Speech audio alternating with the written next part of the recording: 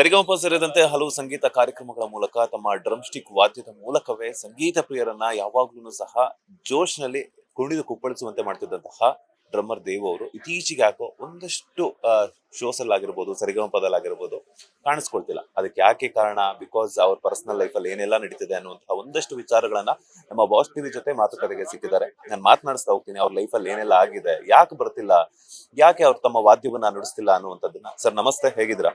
ನಮಸ್ತೆ. ನಮಸ್ತೆ ಎಲ್ಲರಿಗೂ. ನಿಮ್ಮ ಪ್ರೀತಿಯ ಡ್ರಮ್ಸ್ ದೇವ ಕೊಡುವ ನಮಸ್ಕಾರಗಳು.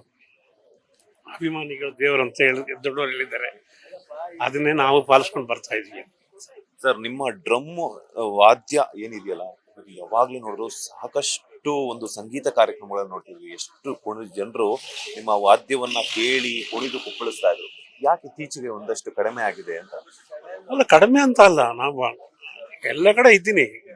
ನನ್ನ ಕಾಲ್ ಸ್ವಲ್ಪ ಪ್ರಾಬ್ಲಮ್ ಆಗಿದೆ ಅಂತ ನಾನು ಪರ್ಫಾರ್ಮ್ ಮಾಡಿದೆ. ಈಗ ಮೊನ್ನೆಲ್ಲ IPL ಎಲ್ಲ ಇದ್ದೀನಿ, ಸರಿಗಮಪ ಹೋಗ್ತಾ ಇಲ್ಲ ಅಷ್ಟೇ. ಯಾಕಂದರೆ ಮೆಟ್ಲು ಹತ್ಬೇಕು, ಅದ್ರಿಂದ ಸ್ವಲ್ಪ ತೊಂದರೆ ಇರಲಿಲ್ಲ. ಈಗ ಮೊನ್ನೆಯಿಂದ ಸ್ಟಾರ್ಟ್ ಮಾಡಿದ್ವಿ ಸರಿಗಮಪ. IPL ಅಂತೂ ನಾನು ಹೋಗಲೇಬೇಕು, IPL ಇಲ್ವೇ ಅಂತ ಇಲ್ಲ. ಆಲ್ಮೋಸ್ಟ್ IPL ಅಲ್ಲೆಲ್ಲ ತೋರಿಸ್ತಾನೆ ಪರ್ಫಾರ್ಮ್ ಮಾಡ್ತಾ ಇದ್ದೀನಿ. ಏನು ತೊಂದರೆ ಗ್ಯಾಪ್ ಇತ್ತು ಅಂದರೆ ಸರಿಗಮಪಗೆ ನಮಗೂ 6 months ಗ್ಯಾಪ್ ಇರುತ್ತೆ. ಆ 6 months ಗ್ಯಾಪಲ್ಲಿ ಈಗ ಸ್ವಲ್ಪ ಪ್ರಾಬ್ಲಮ್ ಆಯಿತು ಕಾಲು. ಈಗೇನು ತೊಂದರೆ ಇಲ್ಲ, ಈಗ ರೆಗ್ಯುಲರ್ ವರ್ಕ್ ಮಾಡ್ತಾ ಇದ್ದೀನಿ.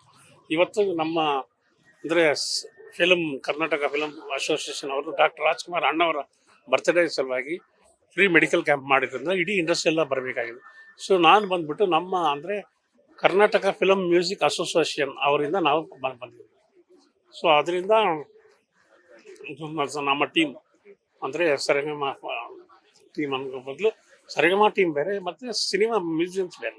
ನಾವು ಬಂದು ಆಲ್ಮೋಸ್ಟ್ ಸಿನಿಮಾ ನಾನು 40 ವರ್ಷ ಸಿನಿಮಾ ಎಕ್ಸ್ಪೀರಿಯನ್ಸ್, 358 ಸಿನಿಮಾ ಬಾರಿಸಿದ್ವಿ, ಇನ್ಕ್ಲೂಡಿಂಗ್ ಅಣ್ಣವರಿಂದ ಇದು ವಿಷ್ಣುವರ್ಧನ, ಅಂಬರೀಷ್, ಶಂಕರನಾಗ್, ಶಿವಣ್ಣ, ಈ ಎಲ್ಲ ಅದೇ ಹೇಳಿದ್ನಲ್ಲ, 350 cinema. It's not a joke, ನಾನು ವರ್ಕ್ ಮಾಡಿರೋದು 78 ನಾನು ಸಿನಿಮಾಗೆ ಬಂದಿರೋವಾಗ.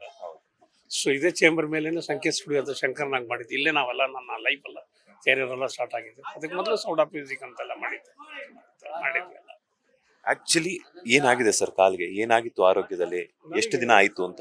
ಅಲ್ಲ, ನನಗೆ ಶುಗರ್ ಬಂದದ್ದು 30 ವರ್ಷ ಆಗಿದೆ. ಬಟ್ ತುಂಬ 35 ವರ್ಷದಿಂದ ಕಾಪಾಡ್ಕೊಂಡು ಬಂದೆ. ಮೊನ್ನೆ ಅಂದರೆ ಯಾವುದೋ ಒಂದು ಶೋಗೆ ಹೋಗಿ ಬರುವಾಗ ಇವಾಗಲೂ ಶೂಸ್ ಬಿಚ್ಚಲ್ಲ, ಏನು ಬಿಚ್ಚಲ್ಲ, ಹುಷಾರಾಗಿದ್ದೆ.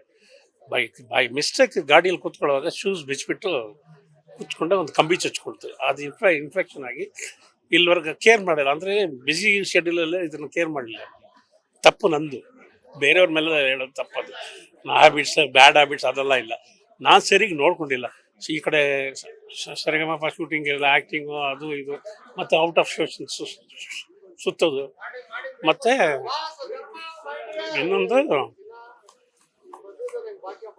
ಇನ್ನೊಂದು ಏನಂದರೆ IPL ಸ್ಟಾರ್ಟ್ ಆಗಿತ್ತು. IPL ಅಲ್ಲಿ ಮಳೆಲೆಲ್ಲ ನೆನೆದ್ಬಿಟ್ಟೆ. ಸೊ ಅದು ಇನ್ಫೆಕ್ಷನ್ ಆಗಿ ಮಂಡಿವರೆಗೂ ತೆಗ್ದಿದ್ದೆ.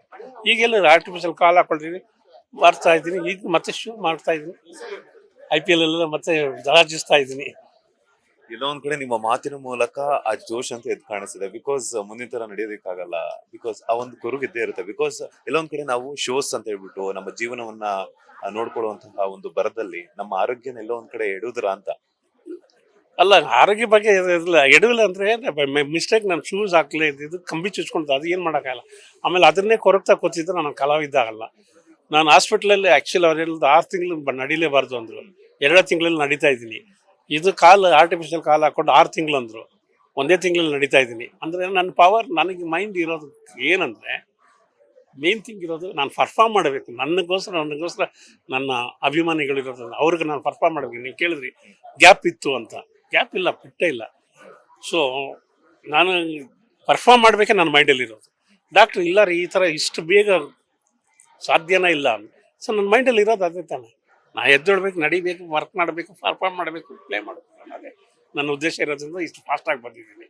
ಸೊ ಅದಕ್ಕೆ ನಾನು ಇಷ್ಟು ಫಾಸ್ಟಾಗಿ ಬರಬೇಕಂದ್ರೆ ಎಷ್ಟು ಸುಮಾರು ಜನ ನನ್ನ ಫ್ರೆಂಡ್ಸು, ಅಂದರೆ ನನ್ನ Karnataka film music association friends, ನನ್ನ ಅಸೋಸಿಯೇಷನ್ಸು, ಮತ್ತು ಜೀ ಕುಟುಂಬ, ಮತ್ತು ಸರಿಗಮಪ ಟೀಮು, ಎಲ್ಲ ಟೀಮೆಲ್ಲ ಸಪೋರ್ಟ್. ಅದಕ್ಕಿಂತ ನನ್ನ ಹೆಂಡ್ತಿ ಪ್ರೇಯರು, ಮೇಯ್ನ್ ನನ್ನ ಹೆಂಡ್ತಿ ಪ್ರೇಯರು. ಅವ್ರು 3 ಗಂಟೆಗೆ ಪ್ರೇಯರ್ನ 3 ಸಲ ಮಾಡ್ತಾಯಿದ್ರು, 9 ಸಲ ಪ್ರೇಯರ್. ನನ್ನ ಮಗ, ನನ್ನ ಮಗಳು, ನನ್ನ ಅಳಿಯ, ನನ್ನ ಮೊಮ್ಮಗ, ಮತ್ತು ನನ್ನ ಫ್ರೆಂಡ್ಸ್, ಈ ಥರ ಎಲ್ಲರೂ. ಮತ್ತು ಸಿಕ್ಕಾಪಟ್ಟೆ ಎಲ್ಲರೂ ಹೇಳ್ಬೇಕಂದ್ರೆ ತುಂಬ ಚೆನ್ನಾಗಿದ್ದಾರೆ, ಅಲ್ಲಿ ಇಮ್ಯಾಜಿನ್ ಆಗ್ಬಿಡುತ್ತೆ ಬೇಡಿ. ಸೊ ಇವತ್ತೆದ್ದು ನಡೀತಾ ಇದ್ದೀನಿ, ಮತ್ತೆ ನಾನು ಪರ್ಫಾರ್ಮ್ ಮಾಡ್ತಾ ಇದ್ದೀವಿ. 3ನೇ ಮ್ಯಾಚು ಮೊನ್ನೆ IPL. ಇದು ಮುಗಿದ ತಕ್ಷಣ ಮತ್ತೆ ನನಗೆ KCC ಸ್ಟಾರ್ಟ್ ಆಗುತ್ತೆ. ಸೊ ಅದರಿಂದ ದೇವ ಎಲ್ಲೂ ಹೋಗಲ್ಲ, ಇಲ್ಲೇ ಇರ್ತಾನೆ ಅಂತ ಹೇಳ್ತಾ ಇರ್ತೀನಿ ಅಷ್ಟೇ. ಸರ್, IPL ಆಗಿರ್ಬೋದು ಅಥವಾ ಯಾವುದೇ ಒಂದು ಗಣೇಶೋತ್ಸವ ಆಗಿರ್ಬೋದು, ಹಲವಾರು ಸಂಗೀತ ಕಾರ್ಯಕ್ರಮಗಳನ್ನ ಮಾಡಿದ್ರ. ಈಗ IPL ಅಂತ ತಕ್ಷಣ ನೆನಪಾಗುವಂತದ್ದೇ ಮೊನ್ನೆ ಅಷ್ಟೇ IPL ಹೋಮ್ ಗ್ರೌಂಡ್ ಅಲ್ಲಿ ಗೆದ್ದಿರುವಂತದ್ದು, ಮತ್ತೆ ಇವತ್ತು ಮ್ಯಾಚ್ ಇದೆ. ಸೊ IPL ಗೆ ನಮ್ಮ ಡ್ರಮ್ಸ್ ದೇವ್ ಅವರು ಯಾವ ರೀತಿ ಚೀರ್ ಅಪ್ ಮಾಡ್ತಾರೆ? ಬಿಕಾಸ್ ಅಲ್ಲಿ ಹೋಗಿ ನಿಮ್ಮ ಡ್ರಮ್ಸ್ ಮೂಲಕ ಕ್ರಿಕೆಟ್ ನೋಡಕ್ ಬಂದಿರುವಂತವ್ರು ಎಲ್ಲರನ್ನೂ ಸಹ ಕುಣಿದು ಕುಪ್ಪಳಿಸ್ತೀರಾ. ನೀವ್ ಯಾವ ರೀತಿ ಚೀರ್ ಅಪ್ ಮಾಡ್ತೀರಾ ಅಂತ, ಯಾವ ರೀತಿ ಬೆಸ್ಟ್ ವಿಶಸ್ ಅನ್ನ ತಿಳಿಸ್ಕೊಡ್ತೀರಾ ಅಂತ? ಅಂದ್ರೆ ನಾನು ಡ್ರಮ್ಸ್ ಪ್ಲೇ ಮಾಡಿದ ತಕ್ಷಣ ಡ್ರಮ್ ಅಂದ್ರೆ ಯೂಶಲಿ ಕ್ರೌಡ್ ಇದ್ದೇ ಇರ್ತಾರೆ. ಸೊ 4-6-4ಗೆ ಮತ್ತೆ ವಿಕೆಟ್ಸ್ಗೆ ಹೋದ್ರೆ ನಮ್ಮವ್ರು ಗೆದ್ದ ತಕ್ಷಣ ನಾನು ಪ್ಲೇ ಮಾಡ್ತಾ ಇರ್ತೀನಿ. ಅಲ್ಲಿ 1-2 ನಿಮಿಷ ಪ್ಲೇ ಮಾಡ್ತೀನಿ, ಮತ್ತೆ ಈ ಕಡೆ ತಿರ್ಗ್ಬಿಟ್ಟು ಪಬ್ಲಿನ ಕುಣಿಸ್ತೀನಿ. ಅವಾಗ ಏನಾಗುತ್ತೆ ಅಂದ್ರೆ ನಾ ಪ್ಲೇ ಮಾಡೋದು ಕ್ರೌಡ್ ಸೌಂಡ್ ಎಲ್ಲ ನೋಡಿ ಪ್ಲೇಯರ್ಸ್ ನನ್ನ ನೋಡ್ತಾರೆ ತಿರುಗಿ. ಎಷ್ಟೋ ಸಲ ವಿರಾಟ್ ನಾನು ಸುಮ್ಮನೆ ಕೂತಿದ್ರೆ ಹಿಂದೆ ತಿರ್ಗ್ಬಿಟ್ಟು ವೈ ಸಿಟ್ಟಿಂಗ್ ಅನ್ನೋರು. ಅದಕ್ಕಿಂತ ಏನು ಸಂತೋಷ ಬೇಕು? ಇಂಟರ್ನ್ಯಾಷನಲ್ ಪ್ಲೇಯರ್ ನಾವು ನೋಡಿ ವಾಟ್ ನೋ ಸೌಂಡ್. ಸೊ ಅದೇನಾಗತ್ತಂದ್ರೆ ನಾನು ಪ್ಲೇ ಮಾಡೋದು ಅವ್ರಿಗೆ ಇನ್ಸ್ಪೈರ್ ಆಗತ್ತೆ, ಅವ್ರು ಮಾತಾಡೋದು ನಾನು ಮತ್ತೆ ಇನ್ನ ಅವ್ರದ್ದು. ಮೊನ್ನೆಲ್ಲ ನಿಂತ್ಕೊಂಡು ಪ್ಲೇ ಮಾಡಿದೆ, ಏನು ಗೊತ್ತೇ ಆಗಿಲ್ಲ ನನಗೆ, ಏನಾಗಿದೆ ನನಗೆ ಗೊತ್ತಿಲ್ಲ. ಕಾಲಿದೆ ಅಂತ ಇದ್ದೀನಿ, ಈಗಲೂ ಹಂಗೆ ಇದ್ದೀನಿ ಅಷ್ಟೇ. ಸರ್, ಯಾವ ರೀತಿ ವಿಶಸ್ ಅನ್ನ ತಿಳಿಸ್ಕೊಡ್ತೀರಾ ಸರ್? ನಿಮ್ಮ ಫೇವರೇಟ್ ಆಟಗಾರ ಯಾರು IPL ಟೀಮ್ ಅಲ್ಲಿ ಅಂತ? ಸರ್, ವಿರಾಟ್ ಕೊಹ್ಲಿನೇ ಸರ್. ವಿರಾಟ್ ಕೊಹ್ಲಿ ನಮ್ಮವರು ಬೇರೆ KL ನಮ್ಮವ್ರೆ ಬೇರೆ ಕಡೆ, ಬಟ್ ಆಡ್ತಾ ಇದ್ ನಮ್ಮವರು ಅನ್ನೋ ಒಂದು, ನಾನು ನಮ್ಮತನನ ಬಿಟ್ಕೊಡಲ್ಲ, ನಾನು ನಮ್ಮವರು ಅನ್ನೋದು ಅಷ್ಟೇ. ಸರ್, ನೀವ್ ಹೇಳ್ತಾ ಇದ್ರಿ ಸುಮಾರು 37 ವರ್ಷಕ್ಕಿಂತ ಅಧಿಕ ಕಾಲ ನಾನು ಕನ್ನಡ ಚಿತ್ರರಂಗದಲ್ಲಿ ಸೇವೆಯನ್ನ ಮಾಡಿದ್ರು ಅಂತ ಹೇಳ್ಬಿಟ್ಟು. ಅಣ್ಣ ಅವ್ರ ಜೊತೆ ನಿಮ್ಗೆ ಸುಮಾರಾದಂತಹ ಒಂದು ಅವಿನಾಭಾವ ಸಂಬಂಧ ಇರುತ್ತೆ. ಯಾವ್ದಾದ್ರು ಒಂದು ಘಟನೆಯನ್ನ ಶೇರ್ ಮಾಡೋದಾದ್ರೆ, ಇದುವರೆಗೂ ಬಿಕಾಸ್ ನಾವೆಲ್ಲ ನೋಡಿಲ್ಲ ಅಣ್ಣ ಅವ್ರನ್ನ, ಸೊ ನಮ್ಗೆ ಅಣ್ಣ ಅವ್ರ ಬಗ್ಗೆ ಗೊತ್ತಿಲ್ಲದ ಒಂದು ವಿಚಾರವನ್ನ ಹೇಳೋದಾದ್ರೆ ನನ್ಗೆ ಏನಂದ್ರೆ, ನಾನು ಪ್ರೌಡಾಗಿ ಹೇಳ್ಕೊಳ್ತೀನಿ, ನಾನು ಈ ಜನ್ಮ ಸಾರ್ಥಕ ಅಂದ್ರೆ ಅಣ್ಣವ್ರ ಜೊತೆ 24 hours ಇರ್ತಾ ಇದ್ದೆ. ಯಾಕಂದ್ರೆ ನಾನು ಸಿನಿಮಾ ಬರಕ್ ಮೊದ್ಲಿಂದ ಅಣ್ಣವ್ರಿಗೆ ಮ್ಯೂಸಿಕಲ್ ನೈಟ್ ನಾನು ಪ್ಲೇ ಮಾಡ್ತಾ ಇದ್ದೆ. ರಾಜ್ಕುಮಾರ್ ಮ್ಯೂಸಿಕಲ್ ನೈಟ್ ಅಂತ ಪ್ಲೇ ಮಾಡ್ತಾ ಇದ್ದೆ. ಮೈಸೂರು ಮೋಹನ್ ಮತ್ತೆ ಜಿಂಪಲ್ಸ್ ಆರ್ಕೆಸ್ಟ್ರಾ ಇವ್ರದ್ದೆಲ್ಲ ಹೋಗಿ ಪ್ಲೇ ಮಾಡ್ತಾ ಇದ್ದೆ ಅಣ್ಣವ್ರ ಜೊತೆ. ಆಕ್ಚುಲಿ ಇನ್ನೊಂದು ಏನಂದ್ರೆ, ಈ ಕೂದಲು ಸೀಕ್ರೆಟ್ ಯಾರಿಗೂ ಗೊತ್ತಿಲ್ಲ. ನಾನು ಕೂದಲು ಬಿಟ್ಟು ಶೋ ಪ್ಲೇ ಮಾಡುವಾಗಲ್ಲ ಅಣ್ಣವ್ರಿಗೆ ತಿರುಗಿ ನೋಡ, ಅವರೇ ಬಂದ್ಬಿಟ್ಟು ಹಂಸಲೇಖ ಅವ್ರ ಹತ್ರ ಕೆಲಸ ಮಾಡ್ತಾರೆ ಸ್ಟುಡಿಯೋಗೆ ಬಂದ್ಬಿಟ್ಟು ಹಿಂಗೆ ಕೂದಲನ್ನ ಹಿಂಗೆ ಹಿಂದೆ ಕರೆದು ಹಿಂಗೆ ಹಿಡ್ದು, ದೇವು ಈ ಕೂದಲನ್ನ ಹಿಂಗೆ ಬೆಳೆಸು, ನಿನ್ ಮುಖಕ್ಕೆ ಇದೆ ಲಕ್ಷಣವಾಗಿರು. ಆಮೇಲೆ ನಿನ್ ಡ್ರಮ್ಸ್ ಪ್ಲೇ ಮಾಡುವಾಗ ಅದನ್ನ ಖುಷಿಯಿಂದ ನೋಡೋಕೆ ಈ ಕೂದಲು ಮಾತ್ರ ತೆಗಿಬೇಡ ಇವತ್ತೊಂದು. ಇದುವರೆಗೂ ನಾನು ತೆಗೆದೇ ಇಲ್ಲ, ಅದೇ ನನ್ನ ಸೀಕ್ರೆಟ್. ಅದೇ ರೀತಿ ಅಂತ ಅಣ್ಣವ್ರು ಹೇಳಿರುವಂತ ಮಾತಿಗೋಸ್ಕರ ನಿಮ್ಮ ಕೂದಲನ್ನ ಇದುವರೆಗೂ ಹಂಗೆ ಸಂರಕ್ಷಣೆಯನ್ನ ಮಾಡ್ಕೊಂಡ್ ಬರ್ತಾ ಇದ್ದೀರಾ. ಅಪ್ಪು ಅವ್ರ ಬಗ್ಗೆ ಏನ್ ಹೇಳ್ತೀರಾ ಅಂತ? ದೇವಮಾನವನೇ ಅವರು. ಅವರು ಚಿಕ್ಕ ವಯಸ್ಸಲ್ಲಿ 10 ವರ್ಷ ಇರುವಾಗ ನನಗೂ ಅವ್ರ ಫ್ರೆಂಡ್ ಅಂದ್ರೆ ಅಣ್ಣವ್ರ ಮ್ಯೂಸಿಕಲ್ ನೆಟ್ ಹೋಗಲ್ಲ, ಅವರೆಲ್ಲ ಬರೋರು. ಅವಾಗ ನನಗೆ ಒಂದು ವೀಕ್ನೆಸ್ ಇದೆ, ಕಚ್ಚಿಗಿಲಿ ಕೊಡೋದು. ಅದು ಅಪ್ಪು ಗೊತ್ತಿತ್ತು. ಅದು ಯಾವಾಗ್ಲೂ ಬರೋವಾಗಲ್ಲ ಹಿಂಗ ಅನ್ಬಿಡೋರು, ಆತರ ಒಂದು. ಆಮೇಲೆ ಡ್ರಮ್ಸ್ ಎಲ್ಲ ಸೆಟ್ ಮಾಡೋವ್ರಿಗೆ ನಿಂತಿರೋರು. ನಾನೆಲ್ಲ ಸೆಟ್ ಮಾಡೋ ತಕ್ಷಣ ಅಪ್ಪು ಆಯ್ತಾ ಆಟ ಇಟ್ಕೊಂಡು ನನಗೆ ಹೋಗೋದು.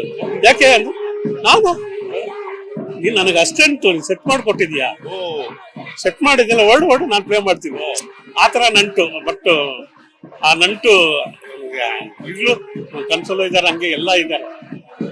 ನಾನು ಅದೇ ಹೇಳಿದ್ನಲ್ಲ, ನಾನು ಎಲ್ಲರ ಜೊತೆ ಇದ್ಬಿಟ್ಟೆ. ಅಂಬರೀಶ್ ಅವ್ರ ಜೊತೆ ಇದ್ಬಿಟ್ಟೆ, ವಿಷ್ಣುವರ್ಧನ್ ಸಾರ್ ಅವ್ರ ಮ್ಯೂಸಿಕಲ್ ಶೋಸ್ಗೆ, ಶಂಕರ್ ನಾಗು, ಎಲ್ಲರದ್ದು ಬಳಗಿದ್ದೀನಿ ಇಂಡಸ್ಟ್ರಿಯಲ್ಲಿ. ಸಾಕಷ್ಟು. Thank you so much sir. ಗೊತ್ತಿಲ್ಲದ ಒಂದಷ್ಟು ವಿಚಾರಗಳನ್ನ ಹೇಳಿದ್ರಿ. ಆರೋಗ್ಯ ತಪಾಸಣೆಗೆ ಬಂದಿದ್ದೀರಾ, ಒಳ್ಳೇದಾಗ್ಲಿ. ಆರೋಗ್ಯ ಆದಷ್ಟು ಬೇಗ ಸುಧಾರಿಸ್ಕೊಂಡು ನಿಮ್ಮ ಡ್ರಮ್ ಸ್ಟಿಕ್ ವಾದ್ಯವನ್ನ ಇನ್ನಷ್ಟು ವರ್ಷಗಳ ಕಾಲ ಹಾಗೇನೆ ಕಂಟಿನ್ಯೂಸ್ ಆಗಿ ಈ 6 ತಿಂಗಳು ಏನ್ ಸರಿಗಮ ಶೋ ಇರುತ್ತಲ್ಲ, ಅದು 6 ತಿಂಗಳ ಗ್ಯಾಪ್ ಅಲ್ಲೂ ಕೂಡ ಮತ್ತೆ ಆ ಗ್ಯಾಪ್ ಅಲ್ಲೂ ಕೂಡ ಬೇರೆ ಶೋಸ್ ಮೂಲಕ ನೀವು ಎಲ್ಲಾ ಕನ್ನಡಗಳನ್ನ ಹಾಗೇನೆ ನಮ್ಮ ಪ್ರೀತಿಯ ಇದು ಗಾಯಕರನ್ನಾಗಿರ್ಬೋದು, ಸಿನಿ ಪ್ರೇಕ್ಷಕರನ್ನಾಗೇನೆ ನಿಮ್ಮ ಡ್ರಮ್ ಸ್ಟಿಕ್ ವಾದ್ಯವನ್ನು ಇಷ್ಟಪಡುವಂತ ಎಲ್ರಿಗೂ ಕೂಡ ನಿಮ್ಮ ಡ್ರಮ್ ಸ್ಟಿಕ್ ವಾದ್ಯದ ಮೂಲಕ ಯಾವಾಗ್ಲೂ ಸಹ ಎಂಟರ್ಟೈನ್ ಮಾಡ್ಬೇಕು ಅನ್ನೋದೇ ನಮ್ಮೆಲ್ಲರ ಆಶಯ. Thank you. ಎಲ್ಲ ನಮ್ಮ ಅಭಿಮಾನಿಗಳು, ಅಣ್ಣವ್ರು ಹೇಳಿದಂಗೆ ಅಭಿಮಾನಿಗಳ ದೇವರೇ ನೀವು. ನಿಜವಾಗಿ ನಿಮ್ಮ ಆರೈಕೆ, ನಿಮ್ಮ ಪ್ರೇಯರ್, ನಿಮ್ಮ ಒಂದು ಪ್ರೋತ್ಸಾಹ, ನಿಮಗೆ ಕೊಡೋ ಪವರ್, ನೀವು ಹೊಡೆ ಕ್ಲಾಪ್ಸ್ ಅಲ್ಲಿ ನನಗೆ ಪವರ್ ಬರುತ್ತೆ ಅನ್ನೋದನ್ನ ಹೇಳ್ತೀನಿ. ಎಲ್ಲರಿಗೂ ಧನ್ಯವಾದಗಳು. ಹೀಗೆ ಇರೋಣ. ಥ್ಯಾಂಕ್ ಯು ಹೇಳ್ಬೇಕು. ನೋಡಿದ್ರಲ್ಲ, ನಮ್ಮ ನಿಮ್ಮೆಲ್ಲರ ಪ್ರೀತಿಯ ಡ್ರಮ್ಸ್ ದೇವ್ ಅವರ ಮಾತು. ಹಲವಾರು ವಿಚಾರಗಳನ್ನ ಹಾಗೇನೆ ಗೊತ್ತಿಲ್ಲದಂತಹ ಅಣ್ಣವ್ರ ಬಗ್ಗೆ ಆಗಿರ್ಬೋದು, ಅಪ್ಪು ಅವ್ರ ಬಗ್ಗೆ ಆಗಿರ್ಬೋದು, ಅವರ ಆರೋಗ್ಯದ ಬಗ್ಗೆ ಆಗಿರ್ಬೋದು, ಮತ್ತಷ್ಟು ಸುಮಾರು ಇಂಟ್ರೆಸ್ಟಿಂಗ್ ವಿಚಾರಗಳನ್ನ ಅವರು ಶೇರ್ ಮಾಡಿದ್ರು. ಇದೇ ಇವತ್ತಿನ ವಿಶೇಷ. ಮತ್ತಷ್ಟು ಕ್ಯಾಮರಾ ಪರ್ಸನ್ ಸತೀಶ್ ಜೊತೆ Manjunath Srinivas, boss TV Kannada, Bengaluru. Latest ಹಾಗೂ ಇಂಟ್ರೆಸ್ಟಿಂಗ್ ಸುದ್ದಿಗಳಿಗಾಗಿ ಬಾಸ್ ಟಿವಿ ಕನ್ನಡ ಚಾನೆಲ್ನ ಸಬ್ಸ್ಕ್ರೈಬ್ ಮಾಡಿ. ಹಾಗೆಯೇ ಬೆಲ್ ಐಕಾನ್ ಪ್ರೆಸ್ ಮಾಡಿ. ಇದರ ಜೊತೆಗೆ ಫೇಸ್ಬುಕ್, ಇನ್ಸ್ಟಾಗ್ರಾಮ್, ಎಕ್ಸ್ ನಲ್ಲೂ ಮಿಸ್ ಮಾಡದೆ ಫಾಲೋ ಮಾಡಿ.